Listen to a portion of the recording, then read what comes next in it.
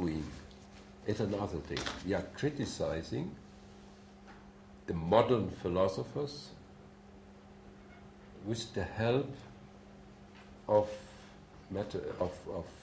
how we can say, with the help of theosophy. And Mr. Böhme are using some terms of the mysticism, but he translates these terms, this language, into the language of the contemporary philosophy of his age. That means the terminology of German idealism. And to criticize them. So there is a great problem in terminology. His principle is the absolute, the supreme reality. We don't use in German this language, but we say the absolute. The absolute, that's an invention, the expression of the German idealism, yes. Before they didn't use this word.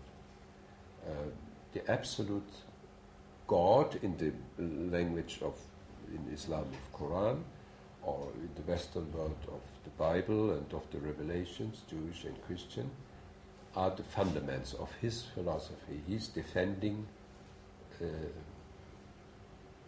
belief in God, but on a very high level, on the level of intellectuality.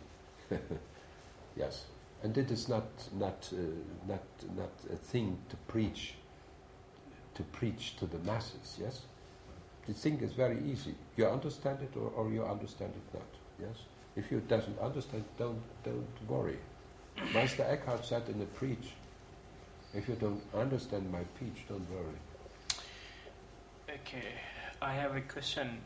Which is more or less, the principle is the absolute. But again, another question: what he means by the absolute or God? You know, like Surawadi said, this is a pure light, right? And Al-Mustafa said this is the pure existence. Yes, such expressions we have in Meister Eckhart too. Yes, intellectus purus. God is intellectus purus, the pure Akal.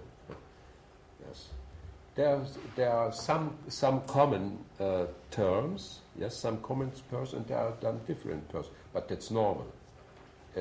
Of course, you can make a comparison between Badr and Islamic philosophy, if you want it. Yes, I don't like such comparisons. Sometimes it is good. With the lady from Japan, I recommended her a book, but I forgot. He's now minister or was minister in Egypt. He wrote a dissertation in Munich, a comparison between Descartes and Al-Ghazali, because some texts of Al-Ghazali were translated in the medieval times into Latin, and probably he read some things, and somebody found a similarity, but that's academic work. For what? So they're trying to prove the opposite of Islamized. Yes, there is similarity. Yes. But I think a man who lives in the Islamic tradition doesn't need such things for his personal journey to God. But if it is your duty to deal with the Westerners and to argument, of course you have to study that, and you have to know the arguments and all these things. Therefore, but for your personal life, read the Quran, read the mystics. You have such a rich sources. You doesn't need it. The problem is you have to discover that in your world, because the Islamic countries are westernized more or less like the Westerners. Yes, outside it is not different.